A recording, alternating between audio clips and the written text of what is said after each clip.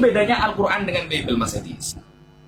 Saya tadi sudah menerangkan, semua para nabi ketika mengajukan tentang tauhid kepada umatnya, mereka akan ditolak habis-habisan. Kan begitu kata saya. Al-Ma'idah ayat 72, sudah saya sampaikan. Kalau kita lihat tentang cerita dari ayat itu, cerita tentang ketika Nabi Isa mengajak tauhid seperti Al-Ma'idah ayat 72, surah Maryam ayat 36, kan sudah saya jawab tadi. Ternyata ditolak, dibantai oleh orang Yahudi. Kan begitu. Jawabannya sudah saya sampaikan. Cuma gak dicatat sama Mas Edis. Kan begitu. Lalu jangan pernah menarasikan saya ikut menurut. Loh, yang saya tampilkan dari agama Anda. Profesor kelasnya, bro. Dan profesornya bukan profesor jurusan syariah. Tapi profesor Alkitab, bayangkan. Profesor Alkitab yang mengarang bukunya. Keren gak tuh? LAI yang membenarkan. Keren gak tuh? Keren lah. Itu namanya karena Al-Quran ini menggunakan metode ijaz. Apa ijaz? Gak tahu. Meskipun 13 tahun belajar Quran gak mungkin tahu. Ya, ijaz adalah singkat padat tapi dibenarkan semua agama. Keren itu namanya. Ya, singkat padat, tidak dibunuh, tidak disalib, dan mereka gak yakin. Ternyata dijelaskan oleh berbagai agama. Bahkan LAI pun ikut campur, ternyata Yudas disalibkan. Dan bahkan tadi yang saya ajukan di awal bahwa Yesus ya bisa berubah rupa, nggak dicatat sama Mas Edis. Nggak dicatat sama Mas Edis. Kenapa Yesus bisa berubah rupa? Dan bagaimana kemudian Sanhedrin yang mengajukan pembunuhan itu? Nggak dijawab. Nggak ada jawaban sampai detik ini.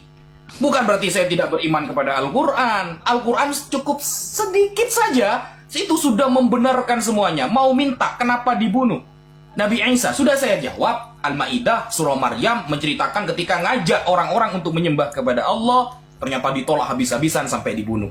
Sudah saya jawab, Mas Edis.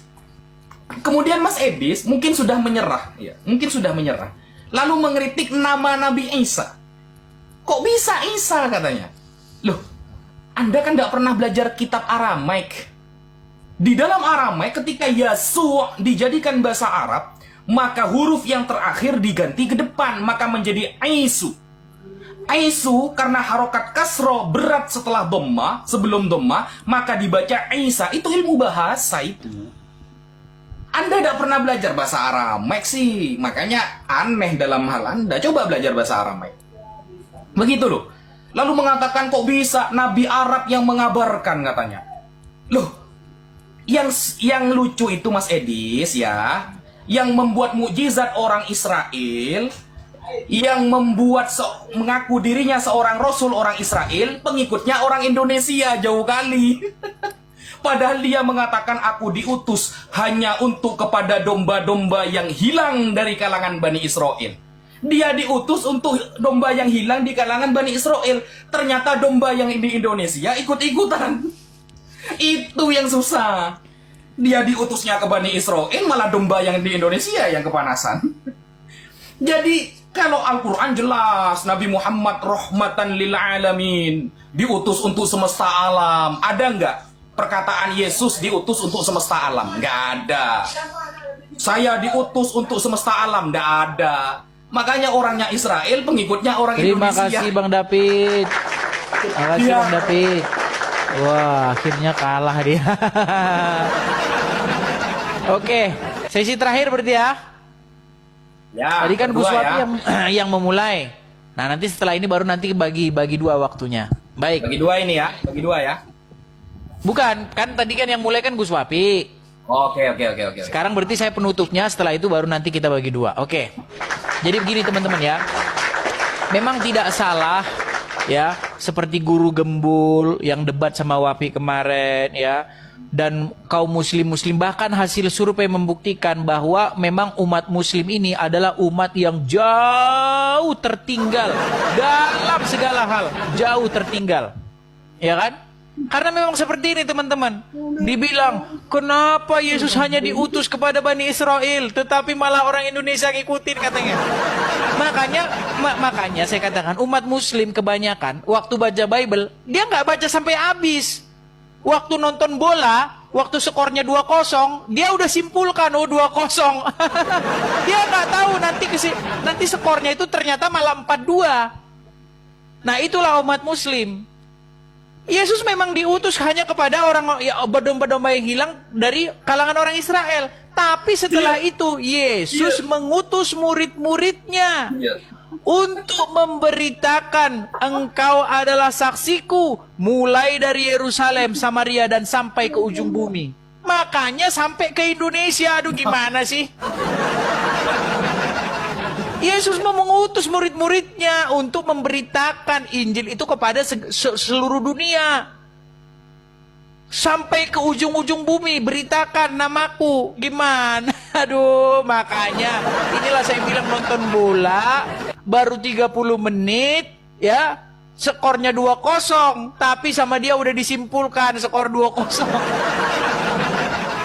Tapi gini lah ya, memang sama mereka ini nggak usah yang berat-berat. Kalau yang berat-berat mereka nggak sanggup. Gini, Al-Quran itu saya umpamakan seperti sebuah kitab, seperti ini. Semua orang Indonesia percaya nih, Soekarno itu adalah Presiden Republik Indonesia. Itu tercatat, ya, terdokumentasi, ya kan, jelas. Kalau dirinci orang Indonesia tahu kapan dia jadi presiden, tahu, ya kan. Gimana ceritanya? Oh, tahu dia diculik oleh pemuda, dibawa ke Rengas Dengklok, akhirnya begini-begini, membacakan teks proklamasi begini-begini. Tahu semua, bisa semua jelasin orang Indonesia. Muncul orang Arab ngomong, Presiden pertama Republik Indonesia bukan Soekarno. Lalu siapa? Pokoknya bukan. Gimana? Masa Anda ingin membantah sesuatu yang sudah jelas, tapi Anda bantah dengan satu kalimat, pokoknya bukan Soekarno, terus siapa dong? Yesus di dalam Injil dijelaskan rinciannya, di atas salibnya itu dipasang, inilah Yesus orang Nazaret, raja orang Yahudi. Terus begini. Jelas itu rinci. Datang Al-Quran 700 tahun kemudian di Arab Saudi. Di Arab Saudi. Nggak nyambung. Gitu loh. Oleh kumpulan yang katanya disebutkan, Muhammad itu datang di tengah-tengah pada masa fatroh. Masa kekosongan, nggak ada nabi, nggak ada ini. Orang-orang Quraisy, para penyembah berhala di Ka'bah. Gitu loh. Terus ngomongin agama lain di Israel, ya kagak nyambung. Makanya malang, kalian itu malang, percaya sama yang kayak begitu. Gitu loh. Sama seperti malangnya orang-orang Arab sana yang percaya Presiden pertama Republik Indonesia bukan Soekarno. Dari mana? Dari wahyu yang kudapatkan di dalam goa. Loh. Sejarah, peristiwa sejarah dibantah dengan wahyu dalam goa. Nggak waras lagi kita, teman-teman, nggak waras lagi. Kita masuk pengadilan, di pengadilan, kesaksian itu bukan dari dalam gua. Gimana sih? Makanya Bible itu nggak berbicara tentang halusinasi. Bible itu berbicara tentang peristiwa yang terjadi di tengah-tengah masyarakat. Di tengah-tengah masyarakat. Ada orangnya, saksinya orang. Banyak orang, melibatkan banyak orang. Nah, kalau dalam Islam memang lain. Dalam Islam itu memang membicarakan satu orang di dalam ruang rahasia. Muhammad Isra Mi'raj, siapa yang lihat? Kagak ada. Muhammad dapat wahyu di Gua Hiro, siapa yang lihat? Kagak ada. Jadi semua, makanya secara logika mustahil kita itu mempercayai Al-Quran, mustahil. Gitu loh. Gitu Ustaz Wafi. Jadi intinya tolong Anda renungkan ya, bahwa yang namanya membantah itu harus lebih jelas daripada yang dibantah. Nah, ini Quran Anda nggak jelas, mau bantah penyaliban tapi nggak tahu siapa yang disalib. Silakan 5 menit terakhir, kemudian kita bagi 2. Silakan Gus Wafi.